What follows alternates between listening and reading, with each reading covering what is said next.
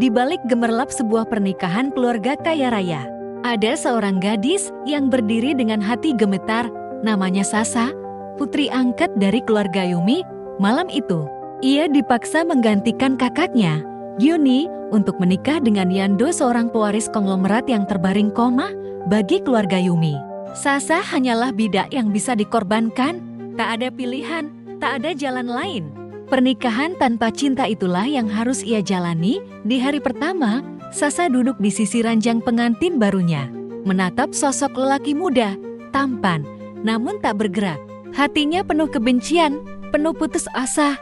Ia berbisik lirih, meski tahu tak ada yang mendengar. Mengapa aku harus menjalani semua ini? Mengapa aku yang harus menanggung takdir pahit ini? Namun, yang tidak pernah ia tahu adalah kata-katanya itu sampai ke dalam kesadaran Yando. Suara hati Sasa menggema di ruang gelap tempat Yando tertidur panjang. Awalnya, Yando hanya merasa marah. Bagaimana mungkin istrinya berani menghina dirinya? Bagaimana bisa seorang gadis asing mengutuk nasib di sisinya? Namun semakin hari, semakin sering Yando mendengar keluh kesah itu, perasaannya berubah. Ada rasa terhibur, ada rasa hangat. Sebab di balik semua kebencian, Yando mendengar kejujuran.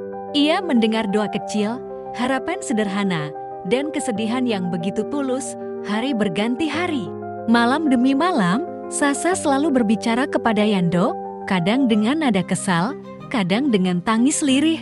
Tanpa sadar, ia membuka isi hatinya, menumpahkan luka dan mimpi kepada suami yang dianggap tak pernah mendengarnya, dan tanpa ia ketahui.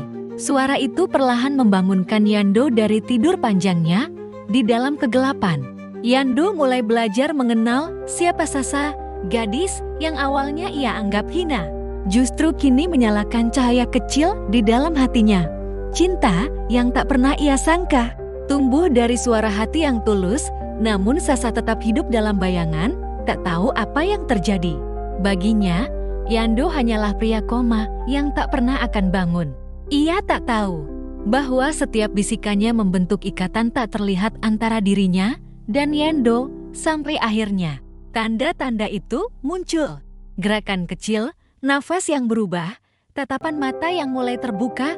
Hari itu akan tiba hari ketika Yando benar-benar bangun, dan saat itu terjadi, Sasa akan dihadapkan pada kenyataan mengejutkan.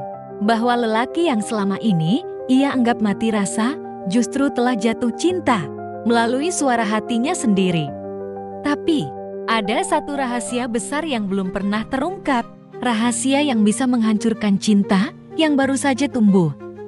Apakah Sasa mampu menerima kebenaran itu? Apakah ia sanggup menghadapi takdir yang mempermainkan hidupnya sejak awal? Ataukah suara hati yang pernah membangunkan cinta justru akan berubah menjadi jeritan luka?